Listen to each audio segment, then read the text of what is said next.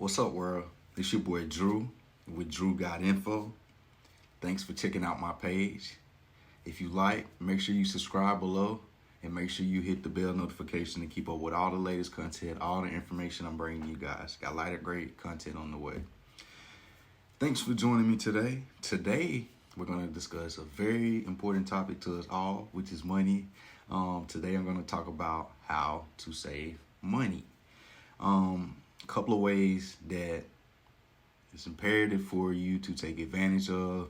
If you can, you might not be able to do everything at the same time or all, in one segment, but just as you advance through life, make sure you kind of, keeping up with some of these things to help you, manage your money better and be better with your money. So one of the first things I'm going to talk about is needs versus wants. It's something that we all as people have a problem with. We have so much problem with, I like to say, what we see. That's why I like the whole seafood thing. You see something, you want to eat it. It's like that in real life. In real life, you will see something you want it. Now, the thing with us is we have to decipher, is it a need or is it a want? Now, as you become an adult, and being an adult, you have to make more rational decisions as you did when you were a child. Like, you pay bills, and you might have a car payment, you might have your own clothes you have to buy, you might have to feed yourself, you might have to pay your utilities, and any other extracurricular activities or recreational things that we might do in our free time.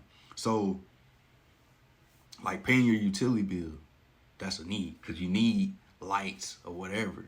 But sometimes, like when we're buying fashion or something like that, you might need that, for like event you're going to, or, you're going to be performing somewhere or something very important. But most of the time when we buy clothes, we're buying it because we want it, not because we need it. Or our parents, and it could be shoes, it could be electronics. Sometimes we buy electronics that we don't need, but we want. Like, I have 3 laptops. I don't need 3 laptops, but I can give you more than 3 very good reasons why I do need all 3 laptops. For me, I do different things on them, but the average person doesn't need 3 laptops. Just make an example with that. Another thing is, banks are imperative. Banks is where, you can store your money in a bank account, get direct deposit, pay your bills through it. So another thing I suggest is having more than one bank account, because what I like to do is I have actually 3 or 4 bank accounts, but I have businesses too. But I have 2 personal bank accounts. One is my main one, my bills and stuff come out of, and another one, some of my check get direct deposit to it, and I don't touch it. So that could be a benefit, having an extra bank account and making sure you have your direct deposit, or making sure you're on the schedule to put money in that account and just forget about it. Don't touch it. So to be able to forget about it is easier if you just, have a direct deposit portion going to that account. So that's one thing I recommend, another account. Another thing I would say is have a private stash somewhere that nobody knows about, but that you don't forget about. But one day you might throw dollar bills, or you might throw coins in, or you might throw a specific bill or a specific amount each time. And this is just maybe money you pull out your pocket. Maybe you empty out your purse if you're a lady, or if it's just coins you find laying around, or a dollar you pick up off the ground. Whatever you put as the motive to it, be a good thing to put in your private stash. And a private stash could be a piggy bank, it could be a save, it could be a shoebox, it could be, a shirt pocket, whatever. Make sure you have an extra stash. Another great thing that a lot of people take advantage of, me, I don't even do this, and maybe I should start, especially with how busy I'm getting, but creating a budget. Creating a budget can help you be organized and be more organized if you're already organized. And it keeps you on top of other things that are within your budget. And once you develop a routine on managing your budget and watching out, it become part of your life cycle anyway. It become a natural thing that you do. So it's something that I've tried maybe 2 times, but I didn't stick with it. So I do good with the stash and have an extra bank account, but somehow I can't get into budgeting. But I do know a lot of people have success with budgeting.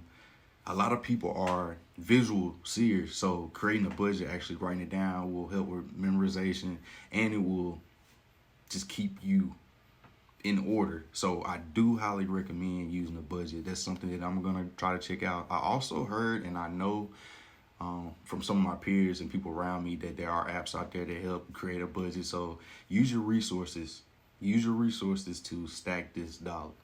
Another thing I want to say is something that, you know, in this technology and day and age, and with us doing auto pay on everything, make sure you're aware of what you're subscribed to and what comes out your account, along with your bills, along with your free spending, because sometimes I be forgetting like all the stuff I'm subscribed to. Like I just realized the other day, like I had still my Netflix account. And what's crazy is I be watching somebody else's Netflix account and be forgetting I got my own. But it's because they're signed into another form of that could be being subscribed to something that you might have bought an item or something from a website, and they automatically subscribe you for this newsletter, or you bought this free subscription to something, magazine or whatever program or software it is. But now after the free subscription ended, it starts running a billing cycle. So you definitely want to be aware of what you're subscribed to, and make sure you're not subscribed to any extra thing or something you just temporarily need and you're paying this bill. So those are some of the good methods and ways that I recommend, and that seems to work. A lot of people do some of the things that I've recommended, but these are good money saving tips that you can use and apply to your everyday life. And even me as well, even though I'm doing this video, I'm taking these things in as well, because repetition doesn't help. Sorry, repetition doesn't hurt. Forgive me.